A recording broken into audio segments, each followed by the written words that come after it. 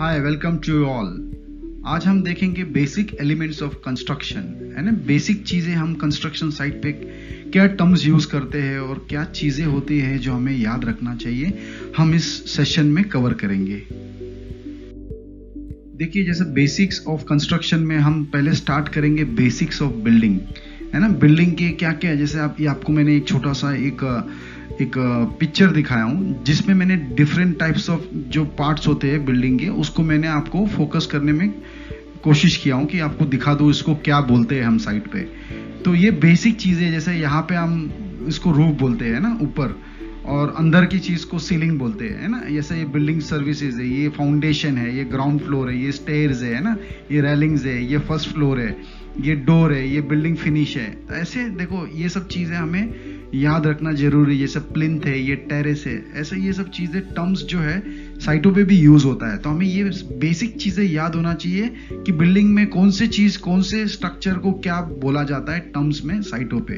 तो आइए हम देखते हैं, इसको हम पूरा डिटेल में अंडरस्टैंड करते हैं कि हमें साइट पे जाने से क्या चीज़ों को क्या बोलना चाहिए और दिखता कैसा है वो, ठीक है ना। चलिए देखिए, मैंने ये चार्ट के उदाहरण से आपको मैं ये दिखाने की कोशिश किया हूँ कि हम जब भी साइट पे जाएंगे तो हमारे पास पूरी बिल्डिंग आपको दिखाने की कोशिश कर रहा हूँ।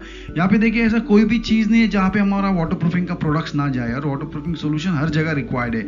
आप टेरेस देखिए, वाटर टैंक देखिए, है ना, स्विमिंग पूल है, यहाँ पे रूफ देखिए, है ना, एक्सटीरियर कोटिंग्स के लिए। तो ऐसा कोई चीज़ नहीं है। हम सीलेंट्स बेच सकते हैं, यहाँ पे रेनकोट जैसे प्रोडक्ट बेच सकते हैं, फास्ट फ्लेक्स बेच सकते हैं, रॉफ का टाइल एडिसिव्स हम बेच सकते हैं। ऐसा देखिए कोई चीज़ नहीं है हम यहाँ पे हम बेच नहीं सकते।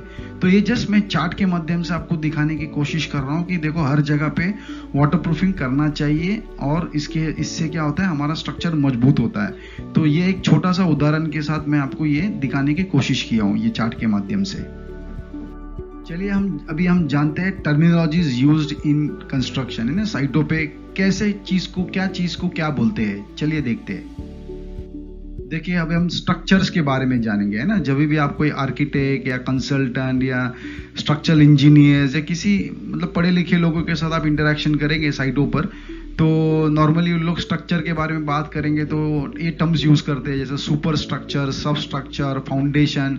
तो जस्ट मैं आपको major parts of the building इस चार्ट के माध्यम से मैं समझाने की कोशिश करूंगा, और यहाँ पे हम अपना प्रोडक्ट्स कौन सा रेकमेंड कर सकते हैं उस पर भी हम छोटा सा इस पे लाइट डालेंगे। देखिए, जैसा नॉर्मली क्या होता है, जब बिल्डिंग होता है उसमें देखिए जो सबसे पहला फाउंडेशन होता है, जो न्यू बोलते हैं फाउंडेशन, उसके ऊपर बिल्डिंग खड़ा होता है, ठीक है। जो बिल्डिंग खड़ा होता है और अंडर जमीन तक का रहता है तो उसको सब स्ट्रक्चर बोलते हैं। सब स्ट्रक्चर में बेसमेंट्स आ जाते हैं ना। फिर उसके ऊपर का जो चीजें होता है वो सुपर स्ट्रक्चर बोला जाता है एज अ इंजीनियरिंग टर्म्स में, है ना। जो types of foundation major building parts में ऐसा ये वर्ड्स यूज किया जाता है। तो इन शॉर्ट मैं ये बताना चाहता हूँ, फाउंडेशन होता है सब स्ट्रक्चर जो जमीन के अंदर गड़ा हुआ होता है, और जमीन के ऊपर वाला जो भाग है उसको सुपर स्ट्रक्चर बोलते हैं, जहाँ पे बिल्डिंग फ्लोर जो होता है उस पे खड़ा होता है। तो सुपर स्ट्रक्चर इसे बोलते हैं, सब स्ट्रक्चर इसे बोलते हैं, फाउंडेशन इसे बोलते हैं, ठीक है। तो ये छोटा सा मैंने इसमें आपको दिखाने की कोशिश किया हूँ चार्ट में। और देखिए, यहाँ पे मैंने क्लेरिफाई किया, सब structure involves footing and plinth of a building, है ना। यहाँ पे मैंने जैसा बताया फाउंडेशन, प्लिंथ, है ना, फुटिंग से सब स्ट्रक्चर में रहता है। The function of sub structure is to transfer of loads from the super structure to the underlying soil, ठीक है ना। तो सब स्ट्रक्चर का क्या है, ट्रांसफर ऑफ लोड, यहाँ का जो वजन है अंदर जमीन पे नीचे पास करना, ठीक है। सब स्ट्रक्चर में और क्या होता है, it is a lower part of a building which is constructed below the ground level, ठीक है। ये जमीन के अंदर जैसे मैंने आपको बताया था उसे बोलते हैं सब स्ट्रक्चर। तो सुपर स्ट्रक्चर जैसे मैंने बताया था ऊपरी भाग है ना, it is a part that is entirely about the foundation और अ बेसमेंट, ठीक है। और ये कि यहाँ पे हमारे पास बिटूफिक्स करके प्रोडक्ट है, हम यहाँ पे बेसमेंट वाटर प्रूफिंग या डीपीसी जो ऐसे जगहों पे हम इसको रेकमेंड कर सकते हैं, ठीक है। तो मैंने ये छोटा सा आपको स्ट्रक्चर्स के बारे में समझाने की कोशिश किया हूँ इस चार्ट के माध्यम से। चलिए हम अब देखते हैं वाटर टेबल। हम साइटों पे सुनते हैं वाटर टेबल बहुत हाई है, वाटर टेबल, यानी वाटर टेबल होता क्या है।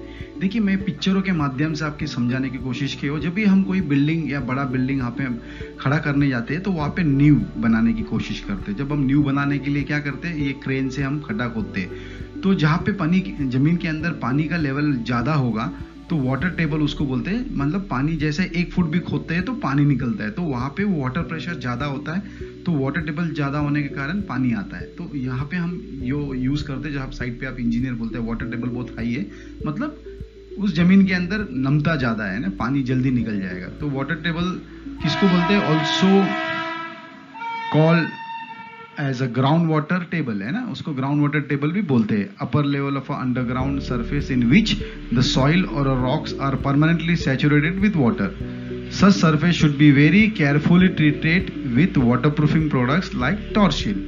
तो यहाँ पे हम बहुत ही इंपॉर्टेंट है, वाटर प्रेशर बहुत ज़्यादा होने के कारण इसको प्रॉपर इंजीनियर कंसल्टेंट का मतलब कंसल्ट करके यहाँ पे हम वाटर प्रूफिंग के लिए हमारा मेम्ब्रेन रेकमेंड कर सकते हैं, डॉक्टर फिक्सेड टॉर्शिल, ठीक है ना। तो ये होता है वाटर टेबल, डरने की कोई बात नहीं। साइटों पे वाटर टेबल मतलब इस तरह से सिनारियो रहता है, ठीक है ना। हम जानते हैं, चलिए हम जानते हैं अभी फाउंडेशन। देखिए ये पिक्चर जो दिख रहा है, इस तरह से फाउंडेशन होता है। जो बिल्डिंग, बड़े बड़े बिल्डिंग्स बनते हैं, इमारत, तो इसके नीचे ऐसा फाउंडेशन होता है। फाउंडेशन अगर अच्छा नहीं रहेगा तो बिल्डिंग में प्रॉब्लम आएगा, तो इसके लिए फाउंडेशन मजबूत होना बहुत जरूरी है। तो फाउंडेशन क्या एक स्ट्रक्चर होता है जो, मतलब जैसे मैंने आपको पहले के स्लाइड में बताया था, सुपर स्ट्रक्चर का जो लोड है वो सॉइल के अंदर पास करता है। तो ये इसके लिए फाउंडेशन मजबूत होना बहुत जरूरी है, ठीक है। A good foundation will prevent settlement of the building, है ना, समझ गया ना। फाउंडेशन अच्छा होने की वजह से सेटलमेंट नहीं होता है बिल्डिंग में और कोई प्रॉब्लम नहीं आएगा। तो अच्छी फाउंडेशन होना बहुत जरूरी है, जैसे इस पिक्चर में मैंने दिखाया है। इस फाउंडेशन को भी हम बिडुफिक्स से वाटरप्रूफ कर सकते हैं, ठीक है ना। तो ये है फाउंडेशन, पिक्चर के माध्यम से मैं आपको समझाने की कोशिश कर रहा हूँ। देखिए अब हम जानते हैं बेसमेंट। देखिए बेसमेंट कैसा होता है, जैसा अभी आप देखते हो लेटेस्ट मॉल्स जो होते हैं, बड़े बड़े बिल्डिंग्स के, मतलब मॉल्स के अंदर जो बिल्डिंग्स होते हैं, उसमें देखिए 1 फ्लोर 2 फ्लोर 3 फ्लोर है ना, नीचे देखिए 3 माला है। तो ऐसे इसको बोलते हैं डीप बेसमेंट, है ना। डीप बेसमेंट में ये फर्क होता है, एक होता है डीप बेसमेंट, एक होता है शैलो बेसमेंट। डीप बेसमेंट जो है अंदर तक फ्लोर्स होते हैं, शैलो बेसमेंट एक ही फ्लोर, नीचे जैसा उतरा एक ही फ्लोर रहता है, उसको शैलो बेसमेंट बोलते हैं। जैसे बंगलोज में होते हैं ना, तो उसमें शैलो बेसमेंट्स होते हैं। यहाँ पे भी हम अपना वाटर प्रूफिंग के लिए टॉर्शिल, है ना, डॉक्टर फिक्सेड टॉर्शिल रोल जो है 3 mm और 4 mm वाला रोल यहाँ पे रेकमेंड करके हम वाटर प्रूफिंग कर सकते हैं, ठीक है। चलिए आगे देखते हैं। देखिए बेसमेंट्स, है ना, मैं जैसा बताया डीप बेसमेंट अभी आपने देखा था, तो ये ऐसा बनता है। देखिए डीप बेसमेंट जो जगह होता है ना, अगर इतना गहरा अगर आप कोई साइड पे देखते हो तो देखिए हम यहाँ पे कोई ज़्यादा टेक्निकल बात नहीं करते, यहाँ पे सिंपल चीज़ें हम देखने की कोशिश कर रहे थे। ऐसा अगर आपको साइड दिखा तो ये कैसा बेसमेंट हो सकता है, ये बनता है डीप बेसमेंट। देखिए यहाँ पे आदमी देखिए खड़े हैं, तो ये बहुत हाइट पे है, तो यहाँ पे 3 फ्लोर तक का अंदर जाएगी। शॉर पाइल्स के साथ इन लोग ने पाइलिंग किया है, देखिए एकदम बहुत प्रॉपरली। और यहाँ पे पूरा टोटल लोग वाटर प्रूफिंग करते हैं ना, ये टॉर्शिल मेम्ब्रेन से, है ना, ठीक है। क्रिस्टलाइन भी यूज कर सकते हैं हम लोग, यहाँ पे नया कंस्ट्रक्शन है इसके लिए, तो क्रिस्टलाइन और टॉर्शिल ये बहुत आइडियल प्रोडक्ट है ऐसे डीप बेसमेंट के लिए। तो the floor of a building which is partly और entirely below ground level, they went down the stairs into the basement, ये इस तरह से। तो Torsil is ideal product for such basement water proofing with proper protection board supports for positive sides and crystalline from negative side. यानी बाहर की तरफ से, बाहर यानी पॉजिटिव, अंदर यानी नेगेटिव। आप बाहर की तरफ से आप जब इसका बनाएंगे तो आपको उधर से आपको टॉर्शिल का वाटर प्रूफिंग करना है और अंदर की तरफ से क्रिस्टलाइन। ये हमने एज अ बेसिक बेसमेंट के हिसाब से देखा है। जैसा बेसमेंट होता है उसकी सिचुएशन होता है, वैसे प्रोडक्ट्स भी चेंज होते हैं, ठीक है ना। तो ये जस्ट मैंने आपको उदाहरण के लिए दिखाने की, समझाने की कोशिश किया हूँ एकदम सिंपल वे में। ऐसा डीप बेसमेंट्स होते हैं ना, जब हम साइड पे देखते हैं तो ऐसे डीप बेसमेंट्स होते हैं। देखिए शैलो बेसमेंट मैंने जैसे बताया, कोई बंगलो है जिसके अंदर, जैसा आपने ऊपर देखिए यहाँ पे लाइट आ रहा है, ऊपर चढ़ा, ऊपर फ्लोर आ गया अपना, ग्राउंड लेवल आ गया, और नीचे आया तो इसको एक छोटा नीचे जमीन के अंदर गया, शैलो बेसमेंट बोलते हैं। तो मैंने आपको समझाने की कोशिश किया हूँ बेसमेंट के अंदर डीप बेसमेंट कैसा होता है, शैलो बेसमेंट कैसा होता है। और प्रोडक्ट्स मैंने आपको पॉजिटिव और नेगेटिव वाटर प्रूफिंग के हिसाब से समझाया। पॉजिटिव यानी बाहर की साइड से आपको टॉर्शिल करना है, नेगेटिव यानी अंदर की साइड से आपको करना है क्रिस्टलाइन। जैसे अंदर की तरफ यहाँ हो गया है ना, ठीक है, ये अंदर की तरफ यहाँ पे आपका क्रिस्टलाइन यूज कर सकते हो। पॉजिटिव यानी इसके बाहर की तरफ आप टॉर्शिल यूज कर सकते हो। चलिए मैंने आपको ये स्लाइड के माध्यम से बेसमेंट, डीप बेसमेंट और शैलो बेसमेंट्स क्या होता है और उसके लिए कौन से प्रोडक्ट्स हम वाटर प्रूफिंग के लिए यूज करना चाहिए, मैं समझाने की कोशिश किया हूँ। चलिए अभी देखिए हम साइटों पे हमेशा ये शब्द सुनते हैं ना, डीपीसी क्या है, क्या डीपीसी क्या होता है, डैम प्रूफ कोर्स, है ना। ये देखिए डैम प्रूफ कोर्स किसको बोलते हैं, जैसा हम हमारे मार्केट में देखते हैं बंगलोज बना रहे हैं, ठीक है, इस तरह से नींव बनाते हैं वो लोग, है ना, ये अभी ये इनका फाउंडेशन है, ठीक है, तो ये ऐसे पूरा बनाते हैं नींव। तो यहाँ पे हम LW+ रिकमेंड करना चाहिए, हर सीमेंट जिधर दिखा वहाँ पे LW+ कंपलसरी है।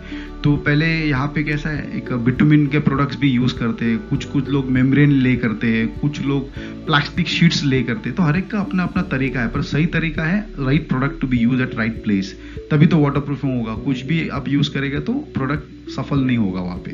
तो इसे DPC जैसा मैं एरो के माध्यम से आपको दिखाने की कोशिश कर रहा हूँ, ये DPC लेयर है, ठीक है, ऊपर से। पर हमें जब वाटर प्रूफिंग करना है तो पूरी तरह से यहाँ से नीचे से लेकर पॉजिटिव नेगेटिव अंदर से पूरा करके फिर इसके अंदर प्रॉपर प्रोटेक्शन रख के इसको, फिर इसके अंदर मट्टी जो भी है इसको फिलअप करते हैं ना फिलर से। तो इस तरह से ये हमें DPC का काम करना चाहिए। और यहाँ पे मैं जैसे बताया Bitufix और LW+ का प्रोडक्ट्स का हम उपयोग कर सकते हैं, ठीक है। जैसे देखिए मैंने यहाँ पे लिखा हूँ, DPC is a layer of waterproofing material applied on the basement level to prevent the rise of surface water into the wall. This walls are constructed over the DPC, इसके ऊपर है ना। जब ये करते हो, अगर आप DPC नहीं करते तो क्या प्रॉब्लम होगा, राइजिंग डैम्पनेस का प्रॉब्लम होगा। आप देखते हो सर इसमें पानी आ रहा है कंटिन्यूस, इसमें नीचे का जो पानी ऊपर चढ़ेगा और अंदर हमारा दीवारों के अंदर पेंट पील ऑफ हो जाएगा, तकलीफ होगा, ठीक है ना। तो ये currently plastic sheets are use for DPC which is not effective, जैसे मैंने बताया ना, कुछ भी लोग यूज करते हैं। तो ये देखिए LW+ 200 ml का डोसेज है 50 kg बैग पे, और Bitufix यहाँ पे आप यूज कर सकते हो DPC को करने के लिए। चलिए आगे देखते हैं। यहाँ पे मैं आपको छोटा सा Bitufix का वीडियो दिखाना चाहता हूँ, जिससे आपको समझ में आए कि हमारे DPC है ना, डैम्प प्रूफ कोर्स का वाटर प्रूफिंग Bitufix से किस तरह से किया जाता है और पहले कैसा लोग करते थे, उसमें क्या फर्क है इस प्रोडक्ट की वजह से, ठीक है ना। चलिए देखते हैं।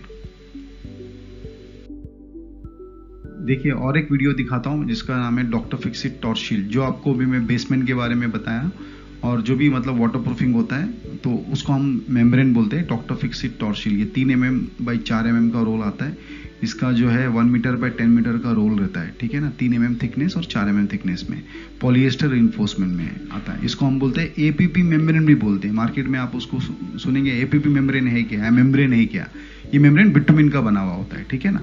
तो इसको बोलते हैं एक्टेक्टिक पॉलीप्रोपिलीन मेम्ब्रेन, है ना, APP मेम्ब्रेन। इसका हम वीडियो देखते हैं एप्लीकेशन का, जिससे आपको अच्छी तरह से समझ आ जाएगा। देखिए मैंने यहाँ पे कुछ पिक्चर के माध्यम से मैं आपको समझाने की भी कोशिश करूंगा कि Bitufix एप्लीकेशन कैसा होता है। देखो प्रोडक्ट दिखने में ऐसा होता है ना, ड्रम में आता है 20 लीटर के ड्रम में, 20 kg के ड्रम में। तो ये प्रोडक्ट ऐसे साइड सरफेस प्रॉपर करके, है ना, ऐसे स्क्वीजी होती है ना, इसको स्क्वीजी बोलते हैं, ऐसा करके इसको एप्लीकेशन करता है। ये सेल्फ प्राइमर है, इसमें आप 20% वाटर मिला के इसको सेल्फ प्राइमरी बना सकते हैं। फिर उसके ऊपर आप ये 2 कोट लगाना है, ठीक है। तो ये इस तरह से स्क्वीजी यूज करके इसको यहाँ पे ये मसाला डाल के इसको ऐसा फैलाना है, तो इस तरह से ये थिकनेस की लेयर बनती है। तो इसका एप्लीकेशन इस तरह से करना है, ठीक है। देखिए यहाँ पे मैंने टॉर्शियल मेम्ब्रेन का भी एप्लीकेशन दिखाने की कोशिश किया हूँ। देखिए यहाँ पे ये जो पिक्चर दिख रहा है आपको, मैंने लाइट से दिखाया हूँ, ये टॉर्शियल प्राइमर पहले लगाया, जो है ना टेरेस का वाटर प्रूफिंग किया है यहाँ पे। तो सबसे पहले हमने क्या किया, टॉर्शियल प्राइमर लगाया, ठीक है। टॉर्शियल प्राइमर लगा के, ये सॉल्वेंट बेस्ड प्राइमर होता है, वाटर बेस्ड यूज नहीं करना। मार्केट में वाटर बेस्ड भी आता है, हमें सॉल्वेंट बेस्ड चाहिए, तो डॉक्टर फिक्सिट टॉर्शियल प्राइमर ही यूज करना है हमें, ठीक है। तो इस तरह से ये देखिए रोल, देखिए टॉर्शियल का कैसा एप्लीकेशन कर रहा है जेंटलमैन। देखिए ये टॉर्च मतलब इसकी आग लगता है, इसके लिए इसको टॉर्च बोलते हैं ना। ये ऐसा इसका हैंडल होता है जिससे ये रोल फिक्स किया जाता है सरफेस पे। तो ये टॉर्शियल प्राइमर लगाने के बाद जैसा चिपचिपा होता है, तभी ये रोल इसको फिक्स करना है। और रोल जब साइड पे आता है तो सीधा खड़ा करना है, ऐसा फेंकना नहीं है। तो फेंक देंगे तो इसका क्वालिटी, इसका जो लेइंग है इसमें बबल्स आने के चांसेस होता है। तो इस तरह से इसको एप्लीकेशन करना है। देखिए यहाँ पे एप्लीकेशन का साइड ऐसा दिखता है। तो इसका ओवरलैपिंग जो 100 mm करना है, साइड लैपिंग 150 mm करना है, ठीक है। तो ऐसा इसका पूरा एप्लीकेशन होता है। पर इसको प्रोटेक्शन करना, इधर इसको प्रोटेक्ट कर सकते हैं विद हेल्प ऑफ स्क्रीड, या तो फिर ये सिल्वर पेंट आता है, इस पे आपको लगाना पड़ेगा, जिससे इसका मेम्ब्रेन को प्रोटेक्शन होता है। तो ऐसा मैंने छोटा सा उदाहरण दिया हूँ कि टॉर्शियल किस तरह से एप्लीकेशन करते हैं और कैसा दिखता है एप्लीकेशन के बाद, ठीक है। चलिए आगे देखते हैं। ये देखिए जैसा मैंने आपको बताया था ना, उधर बेसमेंट में पॉजिटिव नेगेटिव है ना, पॉजिटिव यानी बाहर की तरफ, अभी इस तरफ आ गया पॉजिटिव, नेगेटिव मतलब अंदर की तरफ। तो ये बेसमेंट का एक छोटा सा उदाहरण दिया हूँ जहाँ पे टॉर्शियल रोल लगाया गया है। देखिए दिख रहा है ना, ये कलर देखिए आपको दिख रहा है, प्राइमर लगा दिया है और उस पर इन लोग ने रोल लगाया। ऐसा प्राइमर लगाया, प्राइमर लगाने के टॉर्च शील्ड लगाया, ठीक है। तो ये प्राइमर का एप्लीकेशन है, फिर ये टॉर्च शील्ड का रोल का एप्लीकेशन है। तो इस तरह फिर इसके ऊपर आप स्क्रीडिंग कर सकते हो ना, स्क्रीडिंग करके प्रोटेक्शन दे सकते हो इस पे, ठीक है। तो अभी आप यहाँ पे कुछ भी पत्थर डालिए, कुछ भी डालिए, इस पे अभी पंक्चर नहीं होगा, ठीक है। चलिए अभी हम बात करते हैं प्लिंथ। देखिए अभी फाउंडेशन की देखा है, फाउंडेशन के इधर मैंने बोला प्लिंथ, ये पूरा का पूरा फाउंडेशन है, ठीक है। अभी इसको इधर बोलते हैं प्लिंथ, है ना, जो जॉइंट्स हो रहे हैं देखो इधर प्लिंथ है, जिधर बीम कॉलम जो है ना ये वाला निकल रहा है, इसको प्लिंथ बोलते हैं। Plinth is a constructed about the ground level, है ना, ये ऊपर देखिए दिख रहा है ना प्लिंथ है ये। It is a cement mortar layer laying between the sub structure and the super structure, है ना, अंदर और ऊपर के बीच में ये है। इसको भी हम बिटूफिक्स से कवर कर सकते हैं और LW+ यूज कर सकते हैं 200 ml with 50 kg of bags. तो ये जस्ट छोटा सा मैं आपको समझाने की कोशिश किया हूँ। तो साइड पे ऐसा दिखता है तो इसको प्लिंथ बोलते हैं, है ना, हमें समझना आना चाहिए प्लिंथ क्या होता है। दैट्स ऑल, मैं ये स्लाइड्स में आपको समझाने की कोशिश किया हूँ, ठीक है। देखिए इसको बोलते हैं बीम्स, है ना, साइड पे हम नाम सुनते हैं ना beams, beams in the construction इसको बोलते हैं। Beams forms the horizontal membranes in the building. देखिए ऐसा ये जो होता है हॉरिजॉन्टल में, है ना, ऐसे हॉरिजॉन्टल वे में बीम्स बोलते हैं, ठीक है। Beams are constructed by the reinforcement cement, है ना, RCC से बना होता है। RCC मतलब क्या है, रीइंफोर्समेंट सीमेंट कंक्रीट। इसमें स्टील रहता है ना, खाली सीमेंट से नहीं बनता है, इसमें स्टील डाला जाता है ढांचा और उसको पूरा सीमेंट से भरा जाता है प्रॉपर शटरिंग प्लाई यूज करके। तो ऐसे ये बीम्स बन गए, ठीक है। ये पूरा एक दूसरे का लोड लेता है ना, जैसा ये फर्स्ट फ्लोर का बीम है, सेकंड फ्लोर, थर्ड फ्लोर, ऐसा ये बीम्स है, ठीक है। इधर भी आप LW+ यूज कर सकते हो इसका स्ट्रेंथन, मतलब अच्छी क्वालिटी कंक्रीट बनाने के लिए। 200 ml for 50 kg of cement bag. देखिए अब हम कॉलम की बात करते हैं। अभी हमने बीम्स देखा, बीम्स हॉरिजॉन्टल थे और कॉलम वर्टिकल होते, ठीक है ना। ये जो दिख रहा है ये पूरा लंबे लंबे ये कॉलम्स है, ठीक है, ये वर्टिकल होता है, ठीक है। Columns can be architectural columns होते हैं, ठीक है। ये दिख रहा है आर्किटेक्चरल कॉलम्स, ये खाली दिखने में बाहरी सुंदरता के लिए होता है। एक्चुअल बीम्स जो कॉलम्स होते हैं ये वाला है जो अंदर वो बाहर ढोता है, ठीक है। ये तो एस्थेटिक वाले कॉलम्स है जो आर्किटेक्चरल कॉलम्स बोलते हैं। तो यहाँ पे मैंने लिखा हूँ there can be 2 types of columns, है ना, aesthetic, while structural columns take the load coming from the slab above and transfer safely to the foundation, ठीक है ना। यहाँ पे भी आप LW+ यूज कर सकते हो, ठीक है। चलिए आगे देखते हैं। अभी देखिए what is the difference between the plinth and the column, ठीक है। प्लिंथ कॉलम बोलते हैं, आप साइड पे देखें प्लिंथ कॉलम के पास देखिए, column is a solid upstraight structure design usually to support the large structure above it such as a roof और a horizontal beam but sometime for a decoration, ठीक है। ये देखिए ये दिख रहा है कॉलम, ठीक है। मैंने एकदम सिंपल समझाने की कोशिश किया। ये स्ट्रक्चर है, ये फाउंडेशन है, यहाँ पे सब स्ट्रक्चर बोलते हैं, है ना। ये जो है प्लिंथ बीम है, ठीक है। फाउंडेशन के ऊपर जो है जैसा एक तरह का स्लैब जैसा दिख रहा है ना आपको, ये एक प्लिंथ बीम है ये, ठीक है। इसके ऊपर जो है कॉलम जा रहा है उसको बोलते हैं कॉलम, ठीक है, प्लिंथ एंड कॉलम, ठीक है। ये सुपर स्ट्रक्चर की तरफ आता है। तो ये सिंपल मैंने डायग्राम से आपको समझाने की कोशिश किया हूँ। जब साइड पे जाएगा तो प्लिंथ किसको बोलते हैं, कॉलम किसको बोलना चाहिए, ठीक है। चलिए आगे देखते हैं। देखिए हम आप जानते हैं स्लैब के बारे में ना, स्लैब्स क्या होते हैं। देखिए आप साइड पे जाते हो, स्लैब बन रहा है ना, स्लैब डाल रहे हैं हम लोग आज, तो ये स्लैब होता है, ठीक है ना। ये एक शटरिंग प्लाइन से डिजाइन करते हैं, फिर इसके अंदर सलिया डाल के RCC का स्लैब बनता है, इस पे फिर कंक्रीट पोर करते हैं, ठीक है ना। ये हॉरिजॉन्टल पार्ट होता है, ठीक है। इसके नीचे आपने बीम्स देखा, बीम्स में खड़ा होता है, उसके ऊपर पूरा ढांचा बनता है स्लैब का, ठीक है। Beams transfer the load coming from the floor above the slab which is in turns transfer to the columns, ठीक है। ये कॉलम्स है, ठीक है, ये बीम्स है और ये ओरिजिनल स्लैब है, ठीक है। स्लैब सर कॉन्ट्रैक्ट मतलब किससे बनता है, RCC से बनता है ना, इसमें सलिया रहता है, ठीक है। तो इधर भी आप LW+ यूज कर सकते हो 200 ml 50 किलो बैग पे और अच्छी कंक्रीट बनाने के लिए। तो ये स्लाइड से मैं समझाने की कोशिश किया हूँ। स्लाइड पे जाए मतलब साइड पे जाते हो तो ये स्लैब है, ठीक है ना। ये कॉलम है, ये इसके नीचे बीम्स होते हैं जिसके ऊपर स्लैब बनता है, ठीक है। अब देखिए हम जब साइड पे मतलब आर्किटेक्ट इंजीनियर से सुनते हैं difference between load bearing wall है, नॉन लोड बेयरिंग वॉल है। ये मतलब लोड बेयरिंग और नॉन लोड बेयरिंग मतलब सुनने में एकदम थोड़ा टेक्निकल लगता है, ठीक है, पर हमें बेसिक समझना है, ज़्यादा डीप में नहीं जाना है। लोड बेयरिंग वॉल्स वो होते हैं जिसके ऊपर पूरी बिल्डिंग की नींव की वजन होती है, ठीक है। जैसे देखिए यहाँ पे जो कॉर्नर्स हैं ये सब लोड लेते हैं ना, उस पर लोड आता है, तो load bearing wall.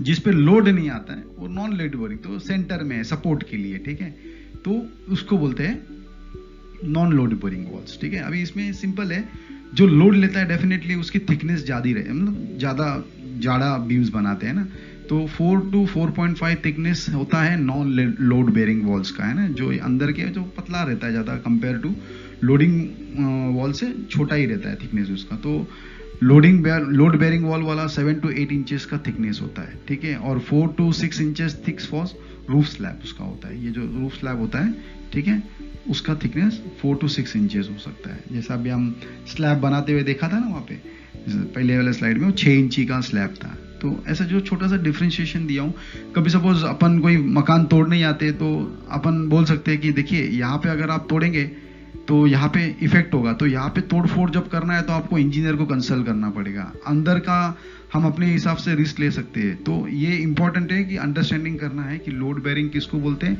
Non load bearing किसको बोलते हैं, और किस जगह पे रिपेयरिंग में कहाँ इंपॉर्टेंस है देख के उस तरह से अपने को स्ट्रक्चर पे रिपेयरिंग करना है और कंसल्टेंट से कंसल्ट करके ही उसको रिपेयर के लिए या तोड़ फोड़ के लिए लेना चाहिए, ठीक है ना। देखिए इसको बोलते हैं रूफ, साइड में हम सुनते हैं रूफ, ये रूफ इस तरह से दिखता है, ठीक है।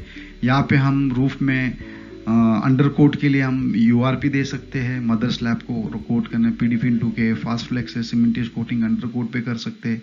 अगर टॉप कोट में एक्रेलिक कोट करना है तो आप आरटीसी दे सकते हो, रूफ सील टॉप कोट है, न्यू कोट है बड़े टेरेस के लिए जो 3000 के स्क्वायर फीट के ऊपर है, छोटे टेरेसेस के लिए आप रूफ सील टॉप कोट दे सकते हैं। तो ये सर रूफ्स के बारे में मैं आपको बताना चाह रहा हूँ। रूफ इस तरह से दिखता है, the roof forms the top most component of a building structure, it covers the top faces of the building, है ना, ये इस तरह से रूफ होता है। Roof can be either flat होता है और स्लोप होता है बेस्ड ऑन द लोकेशन और weather condition of the area. Slope भी हो सकता है, ऐसा भी रूफ हो सकता है, फ्लैट रूफ भी हो सकता है, ठीक है ना। ये छोटा सा उदाहरण के माध्यम से मैं आपको समझाने की कोशिश किया हूँ। देखो रूफ इस तरह से दिखता है, ठीक है ना। चलिए देखिए, हम साइड पे सुनते हैं पैराफिट वॉल पे आपने कोटिंग किया क्या। पैराफिट वॉल क्या होता है? देखिए पैराफिट वॉल जो होता है आपका टेरेस के जो बाउंड्री वॉल होता है उसको पैराफिट वॉल बोलते हैं। तो पैराफिट वॉल का एक पर्टिकुलर हाइट होता है ना, 3 फीट ही हाइट होता है, 3 फुट या 4 फुट मैक्सिमम इसका हाइट होता है। इसके ऊपर जो हो पैराफिट वॉल नहीं होता है, वॉल हो जाता है। तो पैराफिट वॉल बहुत ही इंपॉर्टेंट होता है। देखिए ये पिक्चर में मैंने दिखाया हूँ एरो के माध्यम से। Parapet walls are short walls extended above the roof slab, है ना, यहाँ से ऊपर खड़ा किया है। It act as a safety walls for the people using the roof, है ना, जो यूज करते हैं ये सेफ्टी वॉल्स है, बॉर्डर है इसका। The height of the parapet wall should be 42 inches height, है ना, 3 फीट या 4 फीट ऐसा मैक्सिमम होता है। Parapet wall to be coated external side too. जब भी आप वाटर प्रूफिंग करते हो, जब अंदर से वाटर प्रूफिंग किया तो पैराफिट वॉल से भी आपको पूरा ऐसा लेकर नीचे तक, है ना, बाहरी जहाँ पैराफिट वॉल का एज है यहाँ तक बाहर तक का, उसको आपको न्यू कोट या कोई भी कोटिंग आप लगाते हो तो उसको कवर करना चाहिए। जैसे एनवेलप कोटिंग करते हैं ना, तो तभी वो सक्सेसफुल होगा। सपोज क्या होगा, अगर आपने इधर कोटिंग नहीं किया तो यहाँ पे क्रैक्स होते हैं, तो पानी इसमें से जाएगा, फिर ये लीकेज होगा। तो इसके लिए पैराफिट वॉल्स को वाटर प्रूफिंग करना बहुत जरूरी है, ठीक है। देखिए मैं साइड में ये स्लाइड के माध्यम से मैं आपको दिखाने की कोशिश करूँ लिंटल किसको बोलते हैं। देखिए इस तरह से दिखता है, लिंटल्स है ना। Lintel are constructed about the walls opening like door, windows etcetera, ठीक है ना, ये ओपनिंग्स है ना, ये इसको लिंटल बोलते हैं, ठीक है। This structure supports the weight of the wall coming over the openings, है ना। ये जो पूरा बार है इसके ऊपर लिंटल पे पूरा का पूरा उस पे। लिंटल्स को रिपेयर करने के लिए यूआरपी का पीएमएम बना के आप रिपेयर कर सकते हो, ठीक है ना। Lintels are constructed by reinforcement cement, concrete और बॉम्ब ब्रिक वॉल्स। देखिए इसमें कोई सलिया यूज नहीं किया गया है, ब्रिक वॉल से किया गया है सभी लिंटल को। तो यहाँ पे मैंने बताने की कोशिश किया हूँ। तो ये लिंटल जो है नॉर्मल पीसीसी जो है उससे बनाया जाता है, और कभी कभी स्टील भी यूज किया जाता है, ऐसा जरूरी नहीं है। तो यहाँ पे देखिए हमने ब्रिक वर्क से किया है। यहाँ पे ये रेडीमेड आपका स्टील रीइंफोर्समेंट वाला आया by reinforcement cement concrete RCC से बना हुआ है। तो इस तरह से भी हम यूज कर सकते हैं, ठीक है। तो ये छोटा सा मैंने इस पिक्चर के स्लाइड के माध्यम से समझाने की कोशिश किया हूँ कि लिंटल इसे बोलते हैं, ठीक है ना। अब देखिए हम आते हैं टॉपिक पे बीबीसी, इसको बोलते हैं ब्रिक बैट कोबा। तो ब्रिक बैट कोबा क्या होता है कि नॉर्मली ब्रिक बैट कोबा पहले से हम लोग यूज करते आए। ब्रिक बैट कोबा होता है पर्टिकुलर जो किसके लिए यूज किया जाता है, स्लोप मेंटेन करने के लिए टेरेस का, है ना, पानी इधर प्रॉपर जाए। पर आज की तारीख में टेक्नोलॉजी चेंज हो गया, ब्रिक बैट कोई यूज़ नहीं करता है। फिर भी देखिए हर रीजन वाइज इंडिया में अलग अलग जगह पे, हम अगर बॉम्बे की तरफ आते हैं, महाराष्ट्र की तरफ, यहाँ पे ब्रिक्स का लेवलिंग करके करते हैं। यहाँ पे देखिए मड का वाटर प्रूफिंग हो रहा है, मड है, लाइम वाटर प्रूफिंग है, मड फस्का, बंगाली वाटर प्रूफिंग है ना, बहुत सारे अलग अलग स्टेट्स में अलग अलग टाइप के होते हैं। तो मैं जस्ट आपको बताना चाह रहा हूँ कि इसका पर्पस क्या होता है। इसको प्रॉपर जब नया कोई बिल्डिंग टेरेस बनता है उसके ऊपर इसको प्रॉपर स्लोप देने के लिए इन लोग इसका यूज करते हैं। इसका कोई देखिए कोई इंसुलेशन का कोई काम नहीं होता है, मतलब कोई अगर बोलता है आपको इंसुलेशन तो कुछ होता नहीं। इसमें क्या करते हैं, LW+ लेते, मसाला बनाते और ये गैप्स के अंदर भर के इसका प्रॉपर फिर स्क्रीडिंग करके इसका स्लोप बनाते। तो बस that's a use of brick bat coba. आज की तारीख में लाइट वेट कॉन्क्रीट आता है ना, फोम का कॉन्क्रीट आता है, वो आज की तारीख में टेक्नोलॉजी के हिसाब से यूज किया जाता है सब साइटों पे, है ना, बड़े बड़े बिल्डिंग्स या बड़े साइटों पे। ब्रिक बैट कोबा अभी हार्डली मतलब कोई यूज करता है। तो this is about the brick bat coba. यहाँ पे मैं आपको एक टाइप का ब्रिक बैट कोबा दिखाऊं जिसको बोलते हैं मटका वाटर प्रूफिंग, है ना। आगे भी देखते हैं, बहुत सारे टाइप के हैं वो ब्रिक बैट कोबा होते हैं। चलिए देखिए, मैंने अभी आपको मटका वाटर प्रूफिंग बताया था। यहाँ पे देखिए ब्रिक का है, तो ब्रिक बैट कोबा है ना, ब्रिक्स से बना हुआ है, ठीक है ना। Is believe to be a waterproof and insulation solution in the building, ऐसा बिलीव है, ठीक है ना। मैंने आपको बताया ऐसा पहले ऐसे ब्रिक्स नहीं आता, अभी तो कच्चे ईंटें आते, तो वो तो उल्टा पानी सोख लेता है, वाटर रिजर्वर बन जाता है। तो मतलब ब्रिक्स खाली स्लोप के लिए यूज किया जाता है, पर पक्की ईंटें यूज किया तो अच्छा होता है, वरना लीकेज का प्रॉब्लम्स हो सकते हैं उस पर। Due to the lack of awareness of the availability of waterproofing chemicals, BBC, brick bat koba and other traditional methods like mud fuska, lime terracing are still being used to protect terrace from water. ठीक है ना, ये अभी भी use किया जाता है, जैसे मैंने आपको बताया वाटरप्रूफिंग के लिए, टेरेस को पानी से बचाने के लिए। It is basically providing slant or tilted slope to the RCC roof so water won't keep collecting there, है ना। स्लोप बना के पानी निकालने के लिए स्लोप दिया जाता है।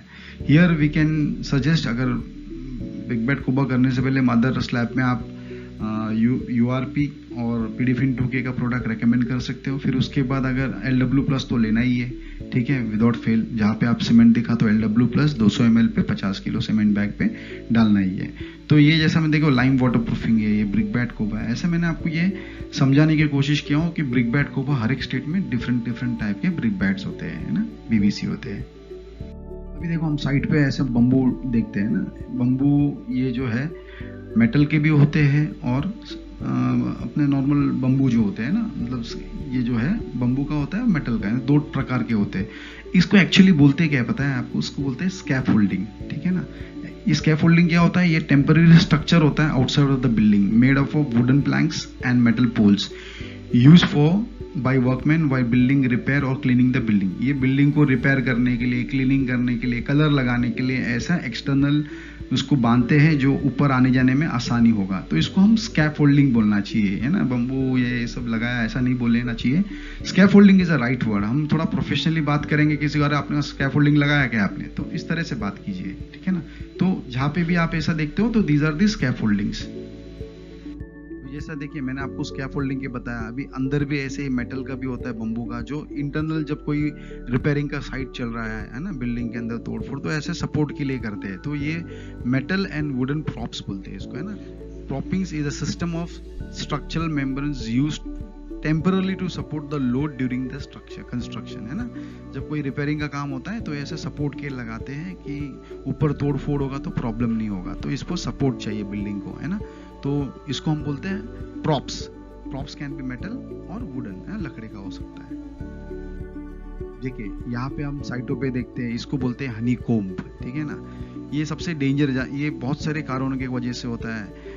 प्रॉपर वाइब्रेशन नहीं होगा, पानी ज़्यादा होगा, ठीक है ना। तो ये बहुत ही डेंजर होता है। अगर ये ऐसा सब जगह हो गया तो नॉर्मली क्या होता है, जब शटरिंग होता है तो उसमें वाइब्रेशन नहीं हो सकता है, प्रॉपरली नहीं करते हम लोग, तो ये सब चीज़ें ऐसा हनीकॉम्बिंग होता है। इसको हमको तोड़ के रिपेयर करके URP से रिपेयर करना चाहिए, फिर नहीं तो ये ऐसे ही रखेगा तो ये पानी अंदर जाने का मतलब एक सेंटर है, यहाँ से चले जा सकता है पानी। तो honeycombings can be simply defined as a rough pitted surface और voids in concrete resulting from incomplete filling of the concrete against the foam work, है ना। ये इस तरह से काम नहीं हुआ है तो ये इस तरह से हो गया बिकॉज ऑफ दिस।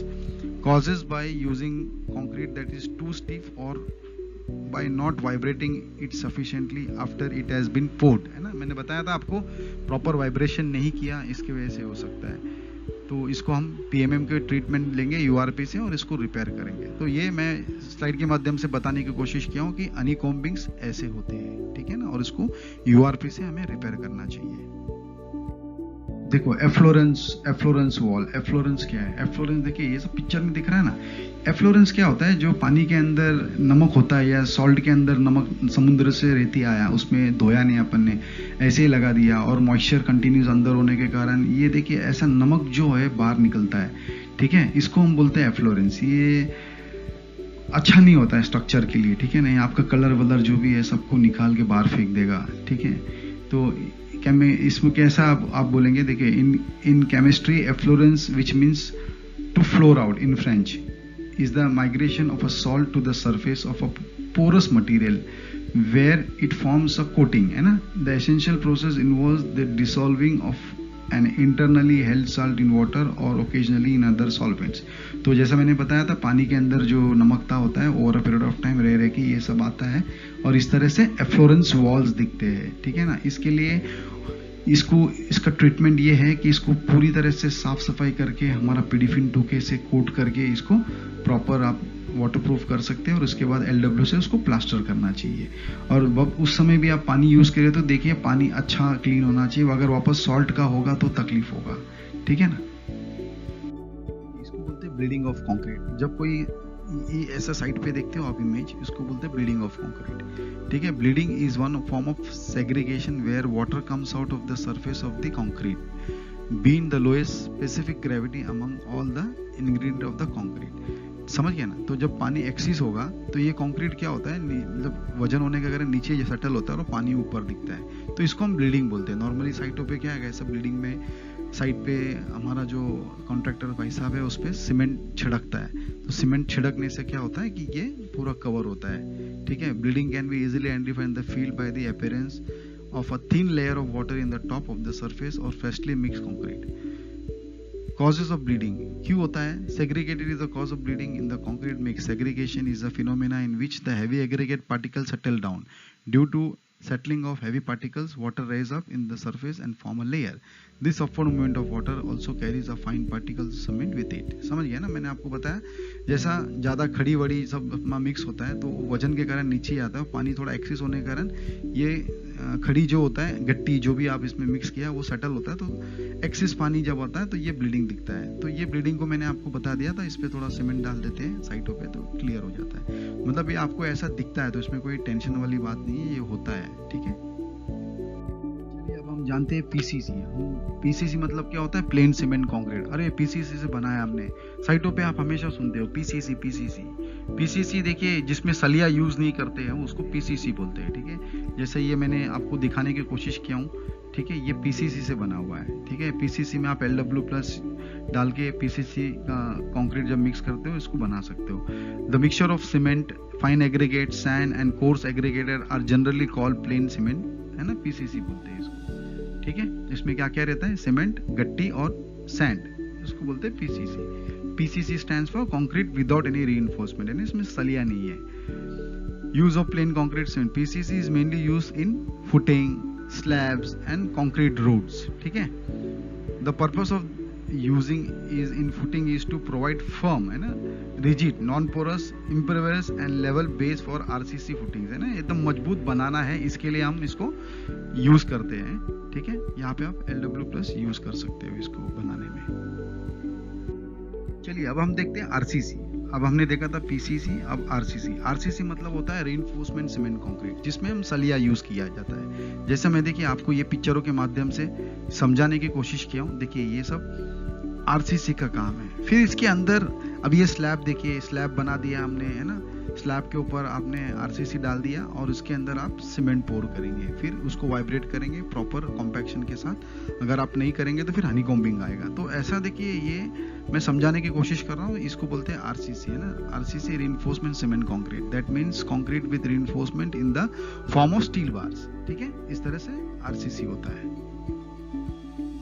ये देखिए मैंने ये चार्ट के माध्यम से समझा दिया हूँ पीसीसी और आरसीसी। पीसीसी में सलिया नहीं होता है, खाली सीमेंट, गट्टी और रेती होती है, ठीक है। यहाँ पे देखिए आरसीसी के अंदर सलिया होता है, फिर इसके अंदर आप ये सब मसाला जो है गट्टी, रेती और सीमेंट का मिक्सचर मिला के इसको फिल करते हैं, ठीक है।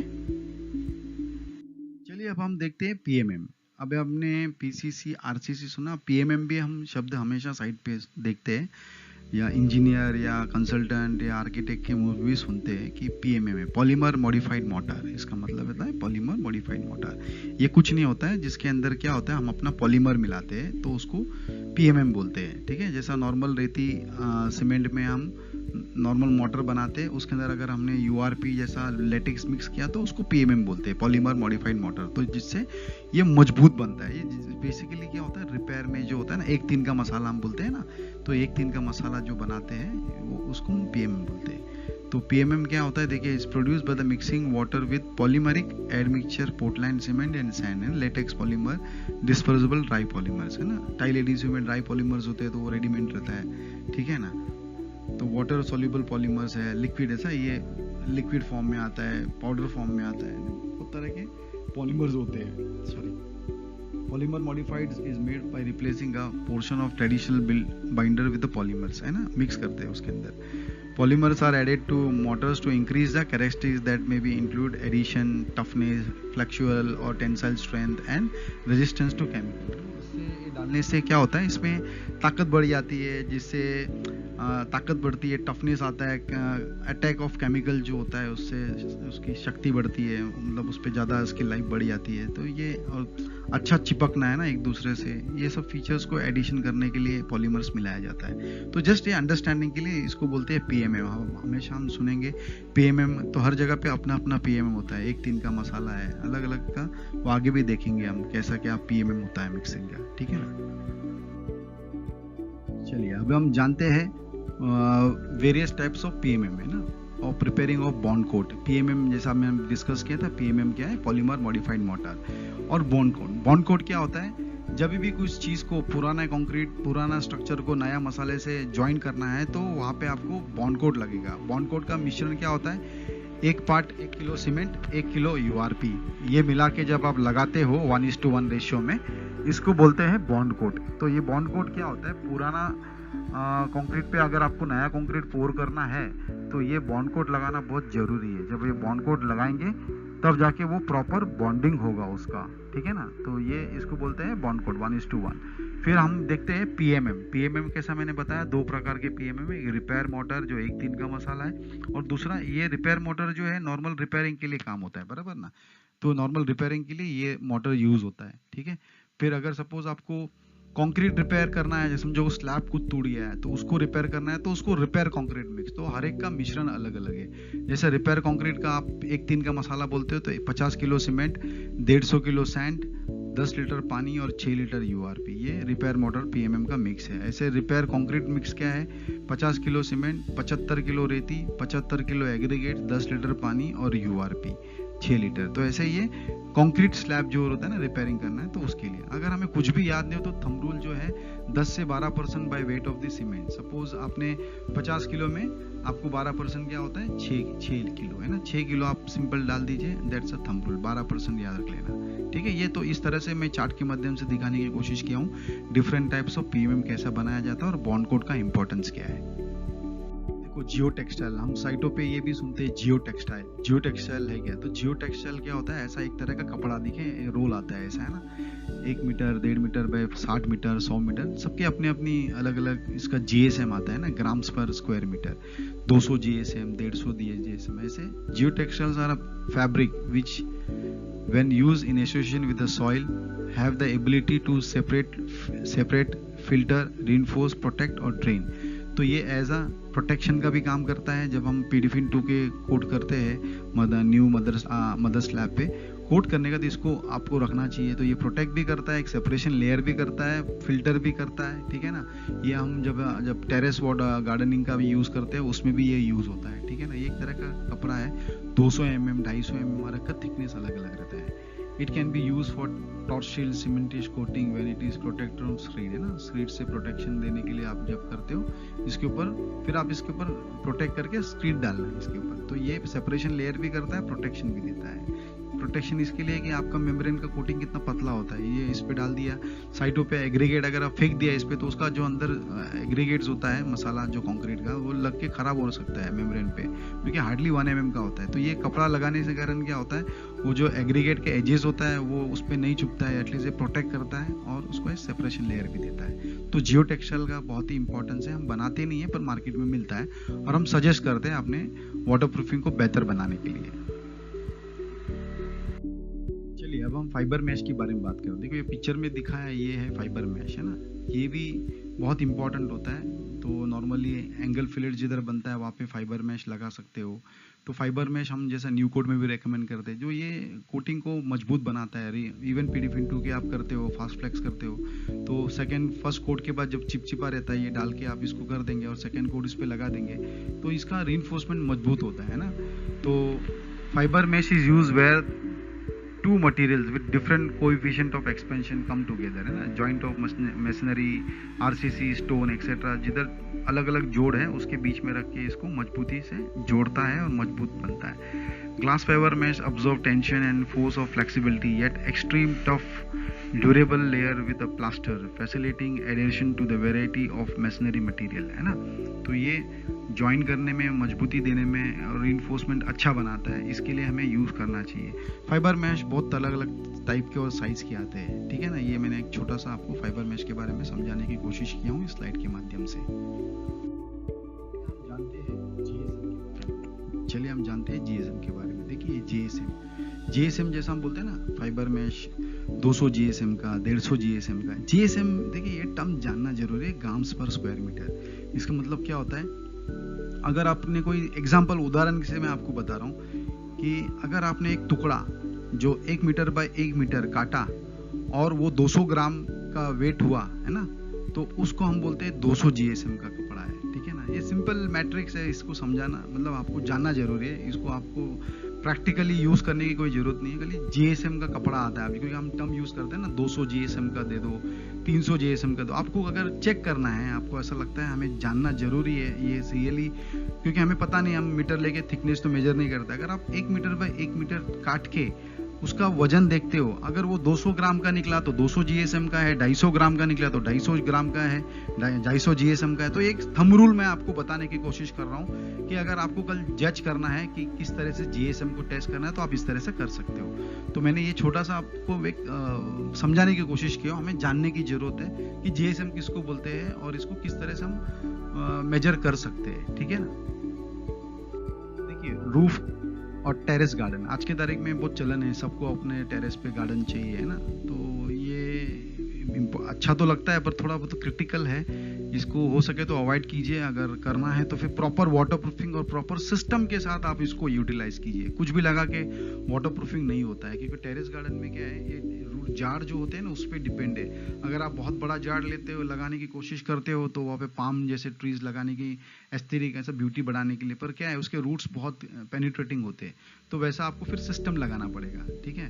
तो देखिए ये इस तरह से सिस्टम होता है ना रूफ गार्डन के अंदर। तो पहले जैसे मैं आपको ये बेसिक सिंपल समझाने की कोशिश कर रहा हूँ कि ये कैसा होना चाहिए रूफ गार्डन पे सिस्टम। तो आप कुछ भी ऐसा रिकमेंड नहीं कर सकते हो, PDFin2 के लगा दो हो गया, नहीं फास्ट फ्लैग लगाओ हो गया, नहीं, ऐसा नहीं होता है। तो ये प्रॉपर सिस्टम होता है, उसके हिसाब से करेंगे तो ये सक्सेसफुल होगा।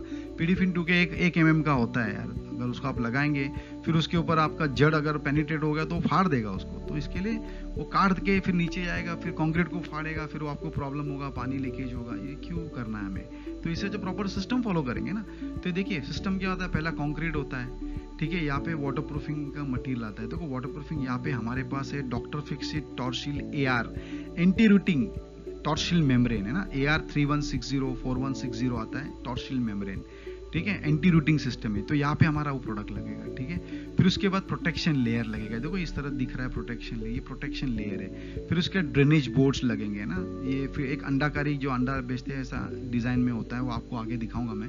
फिर देखिए जियो टेक्सटाइल जो बताया ना, सेपरेशन लेयर फिल्टर का काम करता है, ये जियो टेक्सटाइल कपड़ा है। फिर उसके बाद सॉइल मीडियम्स है ना, कैसा सॉइल होगा, मतलब मट्टी होगा, ग्रेनुल्स होगा, क्या होगा। फिर इसके ऊपर प्लांट्स। तो देखिए ऐसा पूरा सिस्टम है ये, है ना। अगर इस सिस्टम को अवॉइड करने की कोशिश करेंगे तो आपका लीकेज होना ही है। तो try to keep in a mind कि ये सिस्टम फॉलो करो। ठीक है, तो हमारा रोल यहाँ तक का है, ठीक है। ये बाकी सब तो आपको बाहर मिल जाएगा, या जो प्लांट्स का जो एक्सपर्ट है वो आपको गाइड कर देगा। तो हमारा रोल यहाँ तक का है, और कौन सा प्रोडक्ट यूज करना है मैंने आपको बता दिया है। देखिए, जब हम वाटर प्रूफिंग में हैं तो हमें सब, हम भले कंपनी नहीं बनाती पर हमें सब चीज़ों का याद, मतलब हमारा सिस्टम से जुड़ा हुआ है, जैसा फाइबर मैश है, जियो टेक्सटाइल है, ड्रेनेज बोर्ड है ना, ये सब हमारे सिस्टम से जुड़े हुए जो हमारे वाटर प्रूफिंग को अच्छी तरह से हेल्प करता है काम करने में। तो ये सब चीज़ों का नॉलेज भी होना जरूरी है। तो ड्रेनेज बोर्ड है ना, ड्रेनेज बोर्ड देखिए इस तरह से दिखता है, ये अंडाकारी जैसा मैंने बताया ना, अलग अलग साइज के ड्रेनेज बोर्ड आते हैं, ठीक है। Drainage boards, the storage place for the drainage plates is at the bottom of the plant, ठीक है। It helps the plant to stop from the sun directly emulating and form a cold space. देखिए इसका importance क्या है, jar जब आप terrace garden में use करते हो तो इसमें क्लियरली बता दिया है, ये उसको कूल रखता है ना स्पेस, जाड़ों को, तो ये यूज करना बहुत जरूरी है सिस्टम में। देखिए आइए जानते हैं हम वाटर सीमेंट रेशियो क्या है। हम साइटों पे देखते हैं कि कोई भी कितना भी पानी मिलाता है, हमारे टीम को पता होना चाहिए कि एक बैग में कितना पानी मिलाना चाहिए। कुछ भी पानी नहीं मिला सकते, अगर ज्यादा पानी मिलाया तो सीमेंट को कार्य क्षमता अच्छा मिलता है, वर्केबिलिटी हो जाती है, पर it will not have the strength, तो स्ट्रेंथ खत्म हो जाता है। तो इसके लिए क्या है, for that you should always should know the water cement ratio क्या है, ठीक है। एज पर IS स्टैंडर्ड है ना, Indian standard 456 water cement ratio for any concrete is from 0.4 to 0.5, ठीक है। मतलब क्या है, हमारा जो इंडियन स्टैंडर्ड है 456 में, उसमें बोला गया है कि कंक्रीट का वाटर सीमेंट रेशियो क्या होना चाहिए, 0.4 to 0.5। Example let us assume 1:0.5 है ना, एक बैग पे 0. Which is commonly employed for Indian climatic condition के लिए, ठीक है। रेशियो है 1 बैग 50 किलो का सीमेंट बैग आता है मार्केट में। In this case of bag cement weight is 50 kg, तो 50 into 0.5 इसका पानी का रेशियो है, तो 25 लीटर। 25 लीटर से ज्यादा पानी यूज नहीं करना चाहिए, इससे कम होगा तो चलेगा, अगर ज्यादा यूज करेंगे तो ये कंक्रीट को खराब कर देगा और हमारा जो घर मजबूत नहीं होगा, और हनीकॉम्बिंग से जो आपने इश्यूज देखे हमने आगे, वो सब आने के चांसेस है, ठीक है। अब देखिए हम लोग मार्केट में देखते हैं ग्रेड ऑफ सीमेंट, है ना, तो देखिए हमें पता होना चाहिए, हम हमारा जो प्रोडक्ट है वाटर प्रूफिंग का सीमेंट से जुड़ा है, कंक्रीट से, तो हमें सीमेंट का ग्रेड तो पता होना चाहिए। मैं ऐसा ज़्यादा डिटेल में नहीं बोल रहा हूँ, बेसिक होना चाहिए कि 33 ग्रेड सीमेंट क्या होता है, 43 क्या होता है, 53 क्या होता है, PPC क्या होता है, ये सब कंपनियां बेच रहे हैं मार्केट में ना। देयर आर 4 मेन ग्रेड्स, ये तो मिलता है, जो मैं उसी की बात कर रहा हूँ, और भी बहुत ग्रेड ऑफ सीमेंट्स होते हैं जो इसमें हमने डिस्कस नहीं किया है। तो बेसिक जो मार्केट में मिलता है हम उस पर डिस्कस करेंगे। OPC मतलब क्या होता है, ऑर्डिनरी पोर्टलैंड सीमेंट, ठीक है ना। तो 33 ग्रेड ऑर्डिनरी पोर्टलैंड सीमेंट मतलब क्या है, cement that has a comprehensive strength of 33 Newton पर mm² at the end of the 28 days of curing. इसमें क्या होता है, लोग टेस्टिंग करते हैं, एकदम सिंपल में बात करें, क्यूज बनाते हैं लोग छोटे छोटे, है ना। वो क्यूज में मैं आगे दिखाऊंगा कैसे बनते हैं। वो क्यूज बनाते हैं, बना के उसको पानी में रख देते हैं, ठीक है। एक पर्टिकुलर सीमेंट ले लेते हैं ना, एक चूनकान से सीमेंट निकाला और बनाया, तो लोग टेस्टिंग कैसा करेंगे, ये सीमेंट कितना ग्रेड का है, तो क्यूब्स बना के उसको 28 दिन पानी में रखते हैं। फिर उसके बाद एक कंप्रेसिव स्ट्रेंथ मशीन आता है जिससे लोग टेस्टिंग करते हैं, उस क्यूब को वहाँ पे रखते हैं और प्रेशर देते हैं। जो 33 है ना, 33 न्यूटन पर mm² में टूटता है 28 दिन में, उसको 33 ग्रेड बोलते हैं। ऐसा 43 बोलते हैं, ऐसा 53 बोलते हैं, ऐसे ही सेम प्रोसेस है। अब PPC क्या होता है, PPC बनता है पोज़ोलाना पोर्टलैंड सीमेंट, है ना, ये फ्लाई ऐश के साथ बनता है। बाकी उसमें जो नेचुरल सीमेंट है और जिप्सम के साथ बनता है। इसमें 3 पदार्थ है, उसमें 2 पदार्थ है। उसमें OPC के अंदर सीमेंट होता है, जिप्सम होता है। इसके अंदर फ्लाई ऐश होता है, सीमेंट होता है और जिप्सम होता है। तो ये 3 प्रकार के सीमेंट है। इसका जो है सेम क्यूब टेस्ट करते हैं 28 दिन के बाद। इसका 33 MPa का स्ट्रेंथ है ना, 330 kg पर सेंटीमीटर स्क्वायर में इसका ताकत आती है। हाउएवर अल्टीमेट लॉन्ग स्ट्रेंथ के लिए PPC is a better compare to OPC, because इसका जो स्ट्रेंथ है over a period of time बढ़ते रहता है, मोर देन OPC। तो ये बेसिक अंडरस्टैंडिंग है, ज़्यादा टेक्निकली जानना जरूरी नहीं है हमें। आज के तारीख में मार्केट में सभी कंपनियां PPC पे ज़्यादा जोर देते हैं, तो ये सीमेंट आज की तारीख में उत्तम सीमेंट है मार्केट में compare to OPC as concern strength gaining, है ना, over a period of time. ये देखिए difference between the OPC and PPC cement. देखिए OPC दिखने में देखिए कैसा कलर दिखता है, पीपीसी थोड़ा काला दिखता है क्योंकि उसमें फ्लाई ऐश मिला हुआ रहता है ना, तो ये थोड़ा काला नहीं है ना, नेचुरल जो स्टोन होता है पत्थर के जैसा दिखता है, इसमें थोड़ा ब्लैकिश आता है। Pozzolana cement is a variation of ordinary Portland cement. Pozzolana material, namely fly ash, volcanic ash, are added to the OPC so that it becomes a PPC. PPC has a low initial setting strength compared to OPC, but harden over a period of time with a proper curing. ठीक है ना, अगर इसको proper curing करेंगे तो ये hard होता है कंपेयर टू द OPC और अच्छा मजबूती देता है बिल्डिंग को। ठीक है, बस इतना समझना अपने को जरूरी है। देखो दिखने में कैसा दिखता है, इससे ज़्यादा हमें समझने की जरूरत नहीं है। इसके ऊपर कोटिंग लग रहा है उसके बारे में हम समझेंगे। ठीक है, अब देखिए use of cement, OPC versus PPC. मैंने अभी आपको थोड़ी देर बताया था पीपीसी में ओपीसी में फ़र्क बता दिया। इसमें फ्लाई ऐश रहता है, इसमें फ्लाई ऐश नहीं रहता है। इसका strength over a period of time बढ़ता है, इसका स्ट्रेंथ इससे कंपेयर पीपीसी का स्ट्रेंथ कंपेयर टू ओपीसी अच्छा है। ठीक है, both OPC and PPC are commonly used cement in construction. Nowadays PPC is used as a substitute for ordinary Portland cement, है ना। Since PPC contain pozzolanic material fly ash, it helps to enhance the strength of the concrete. The quantity of PPC required in making the concrete is less when compared to OPC. बराबर ना, मैंने आपको क्या बताया, इसमें अगर ये bag का 50 किलो सीमेंट का बैग बनता है तो उसके अंदर 90% चूना रहेगा और 10% जिप्सम रहेगा। इसके अंदर अगर 50 किलो बनता है पीपीसी के अंदर तो उसके अंदर 60% वो रहेगा, क्या बोलते हैं, लाइम रहेगा, और रिमेनिंग 30% रहेगा फ्लाई ऐश और 10% जिप्सम रहेगा। तो ये 30% जो एडिशनल इसमें बनता है वो फ्लाई ऐश डाला हुआ है, जिससे क्या होता है हमारा जो नेचुरल चून खान जो है, नेचुरल जो खान है, तो वो ज़्यादा दिन चलेगा क्योंकि इसमें कम मात्रा यूज़ हो रहा है। तो इसके लिए आज के तारीख में फ्लाई ऐश को ज़्यादा इंपॉर्टेंस दिया गया है। ठीक है, PPC is highly resistance to sulphate attack. देखिए उसका एडवांटेजेस भी है, क्या है, highly attack of sulphate attacks के साथ अच्छा मतलब सहन शक्ति है उसकी। Hence it is a prime use in the constructions of dam foundation buildings near the seashores, reserves, marine construction to the name of fews.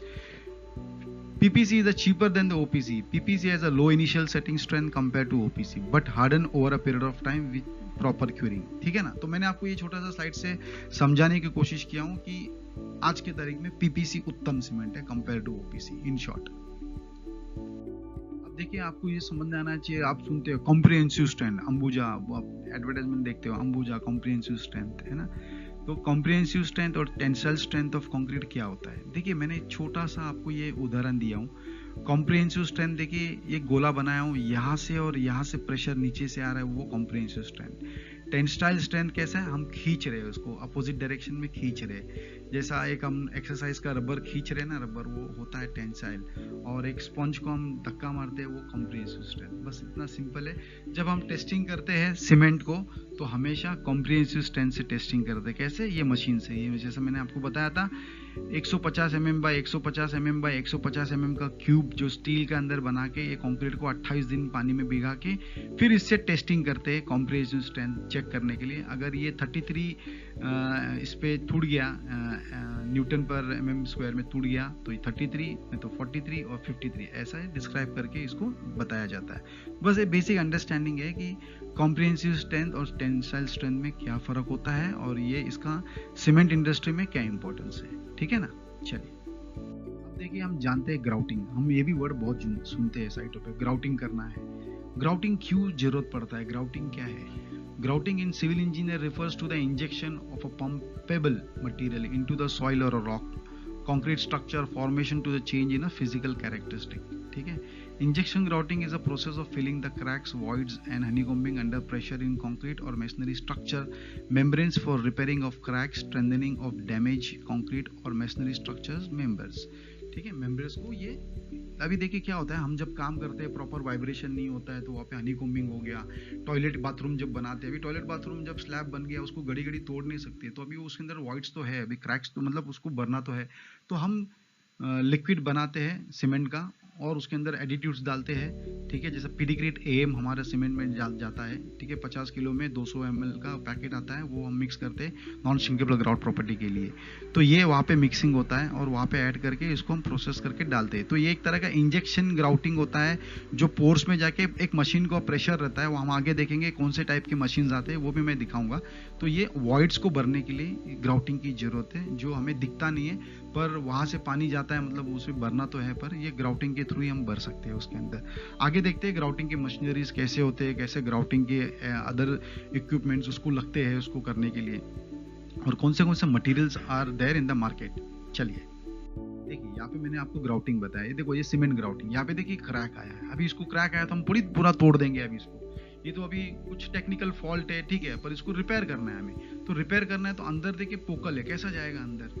तो यहाँ पे हमने देखो पीवीसी इसके नोजल्स लगाए हर 1-1 फुट के डिस्टेंस में, और ये देखिए सीमेंट इंजेक्शन ग्राउटिंग हम भर रहे हैं। इस बाल्टी में हमने सीमेंट लिया है 50 किलो का, उसमें हमने पीडी की अपना एम डाल दिया है, ठीक है, 200 ग्राम का, और मिक्स कर दिया। और ये मशीन जो हैंड पंप है, देखिए इसको ज़्यादा प्रेशर की ज़रूरत नहीं है।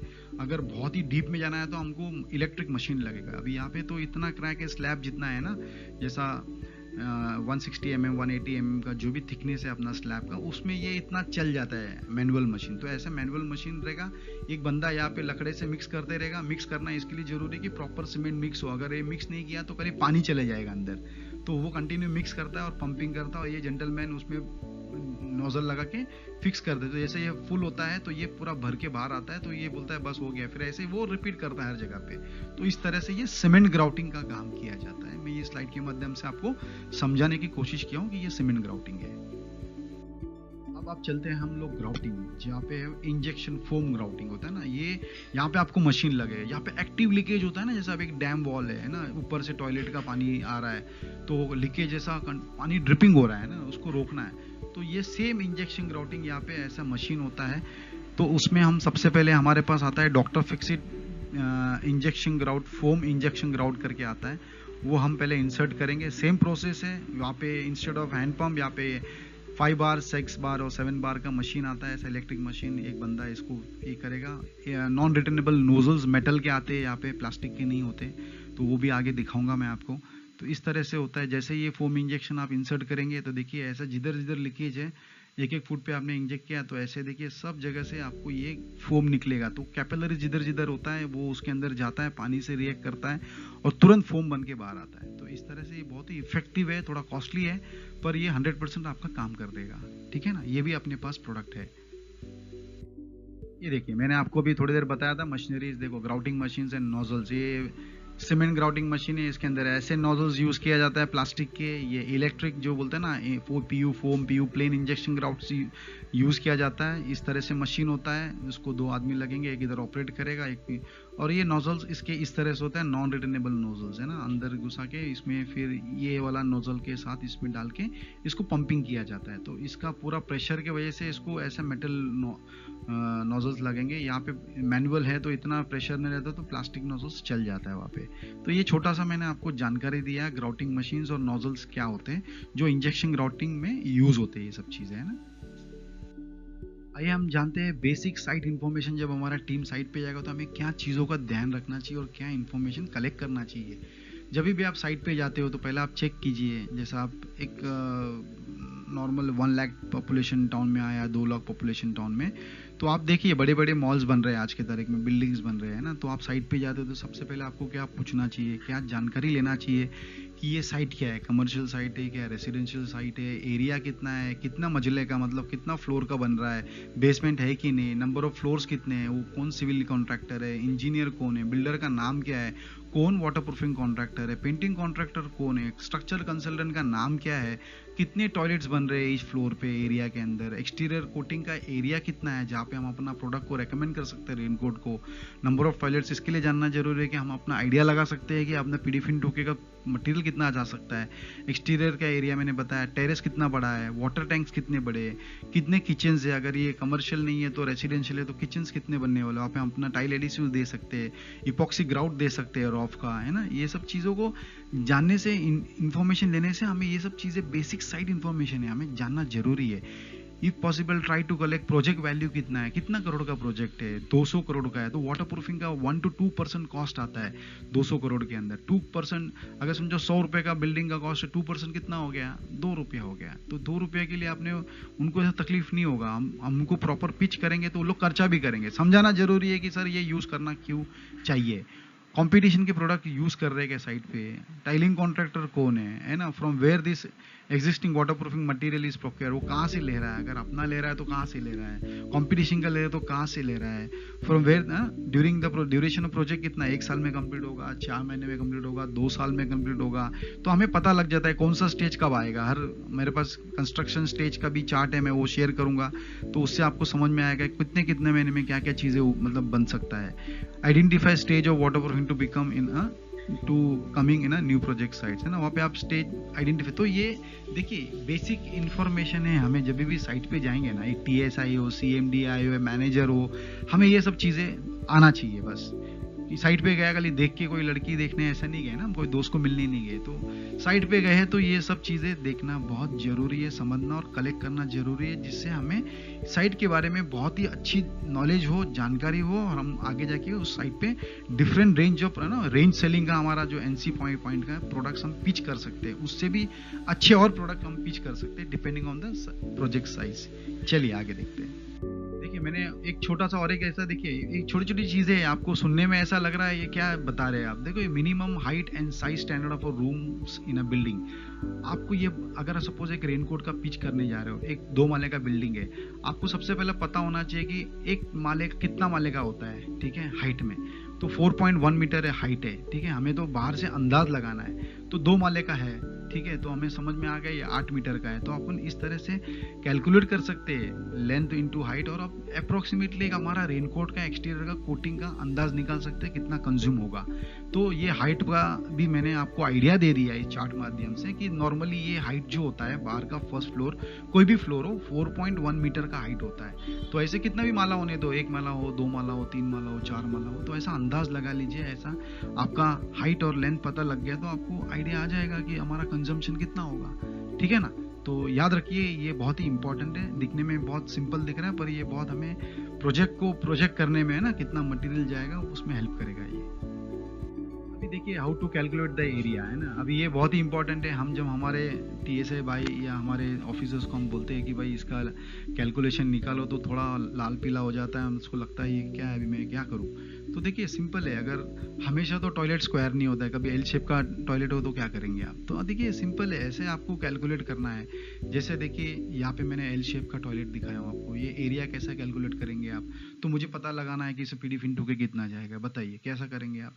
तो ये सिंपल है, देखिए आपने पहले यहाँ पे L शेप का लेंथ देखा 2.95 मीटर का, इसका चौड़ाई है, लंबाई कितना है 2.8 है ना मीटर का है, तो आपने लेंथ इनटू ब्रेथ आपने कर लिया, ठीक है। यहाँ पे तो हमने इस पूरे को 2 टुकड़े में कर दिया विभाग, है ना, एक कर दिया एरिया कर दिया A 1.5 इंटू 1.25 है ना, ये कर दिया तो 1.875 स्क्वायर मीटर आ गया, ठीक है। दूसरे को भी मैंने ऐसे ही कर दिया, ठीक है। अब इसमें से मैंने 1.25 निकाला तो 2.95 से बचा तो कितना है वो उतना मैंने यहाँ पे ले लिया, 2.8 mm into 1.7 mm is equal to 4.76 square metre. तो ऐसे इसका स्क्वायर मीटर निकाल लिया, इसका स्क्वायर मीटर, जब टोटल इसका मैंने कर दिया तो ये टोटल इसका एरिया आ गया 6.635 स्क्वायर मीटर। तो ऐसा ये देखिए, ऐसा अंदाज आना चाहिए, हमें पता करना आना चाहिए कि किस तरह से कैलकुलेशन होता है एरिया का, ठीक है। देखिए how to calculate the area, for example हमें एक बाथरूम का कैलकुलेशन करना है, 7x4 का बाथरूम है, कॉस्टिंग ऑफ PD/2 के for a standard size of a bathroom, ठीक है।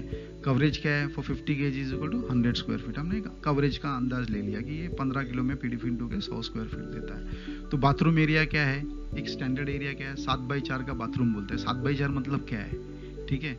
वर्टिकल वॉल्स होते हैं 2 साइड इन स्क्वायर फीट, है ना, वर्टिकल वॉल्स होते हैं 7x4x4, तो ये इसका एरिया हो गया 112 square feet. Vertical wall 1 sided in square feet 7x4 का, ठीक है, ऐसा 28 हो गया। फ्लोर एरिया नीचे का 7x4 का तो 28, ऐसा टोटल हो गया 168 स्क्वायर फीट, ठीक है। अप्रोक्सीमेटली 2 गोट लगेगा, तो देयरफॉर 164 का कितना होगा, 25 किलो लगेगा, ठीक है ना। अप्रोक्सीमेटली कॉस्ट क्या है 2700 रुपया पर डब्बे का। तो एस्टिमेटेड ओवर बाथरूम कॉस्ट कितना है 1 लाख रुपया, ठीक है। तो ऐसे देखिए इन्वेस्टमेंट इन वाटर प्रूफिंग कितना 2.7, मैं आपको बताया ना पूरा, अगर वाटर प्रूफिंग का अगर खर्चा करेंगे तो 2 से 3% का उसका कॉस्टिंग होता है वाटर प्रूफिंग का। तो ये छोटा सा मैंने कैलकुलेशन दिखाया, अंडरस्टैंडिंग के लिए। मैं आपको कुछ सिखा नहीं रहा हूँ, पर जो आपको अंडरस्टैंडिंग होना चाहिए कि 7x4 का बाथरूम का कैलकुलेशन कैसा होता है। तो ये जो कवरेज है, ये कैलकुलेशन है, आपको आना चाहिए। That's all. देखिए कभी कभी क्या होता है, हमें रेट एनालिसिस भी होना चाहिए। कभी कभी कस्टमर क्या पूछता है, आप मुझे एप्लीकेशन के साथ बताइए ना सर कितना होता है, अंदाज बताया। अब हम लोग सोचते हैं यार हम तो एप्लीकेशन करते नहीं है, फिर हम कैसा करेंगे यार, हम तो खाली मटेरियल का कॉस्ट जानते हैं। तो ऐसा टाइम पे हमें थोड़ा रेट एनालिसिस भी आना चाहिए, ठीक है ना। जैसा एक बैग के अंदर, एक डब्बे में कितना कवरेज आता है, कितना एरिया है ना, मटेरियल का कवरेज क्या है, उसका प्राइसिंग क्या है। तो ऐसे आप निकाल सकते हो। थंब रूल क्या है मैं आपको बताता हूँ। जो भी आपका कवरेज आता है, देखो पैक साइज कितना है divide by coverage is equal to material पर स्क्वायर फीट, है ना।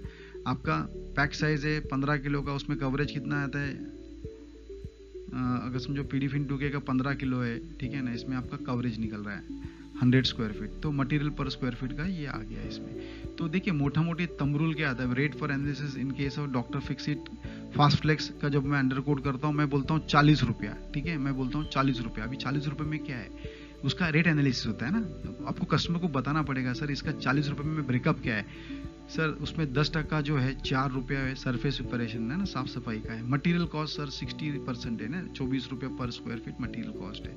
एप्लीकेशन कॉस्ट जो ब्रश पे एप्लीकेशन करता है ना, उसका 15% है ना, 6 रुपये पर स्क्वायर फीट का। ये पूरा जो कॉस्टिंग है पर स्क्वायर फीट का है, फिर इधर स्क्वायर मीटर में दिया हूँ, ठीक है ना। तो फिर बोलेगा एप्लीकेशन कितना सर, 6 रुपये लगेगा। ओवरहेड जो ना छोटा मोटा खर्चा है 10% है सर, तो वो उसका प्रॉफिट लेबर है ना, ओवरहेड सब खर्चा पड़ के उसका 2 रुपया। लेबर कॉस्ट भी, लेबर को भी तो पैसा देना है ना अपने को, तो लेबर कॉस्ट है 5%। ऐसा टोटल देखिए 100% मैंने आपको अंदाज दे दिया कि ये इस तरह से कॉस्ट ब्रेकअप होता है। तो ये 40 रुपये का देखो कस्टमर को आप समझा सकते हैं। देखो सर मैं कोई चीटिंग नहीं कर रहा हूँ, मैं आपको सब ब्रेकअप दे दिया हूँ सर। ये देखो 40 रुपये का मैंने ब्रेकअप दिया हूँ। आई एम वेरी ऑनेस्ट, मैं क्लियर धंधा कर रहा हूँ, मेरे को कोई चीटिंग करने की जरूरत नहीं है। ऐसा स्क्वायर मीटर में आप एक जीरो लगा दीजिए इस स्क्वायर में। तो आप देखिए मोटा मोटी मैं पाई चार्ट से भी समझाने की कोशिश किया हूँ। 60% इज अ मटेरियल कॉस्ट है, 10% इज अ सर्फेस प्रिपरेशन है, 15% इज एप्लीकेशन कॉस्ट है, फिर 5% इज अ लेबर कॉस्ट है, और बाद में 10% इज अ ओवरहेड कॉस्ट। तो ऐसे ब्रेकअप करके मैं आपको दिखाने की कोशिश किया हूँ। तो इन शॉर्ट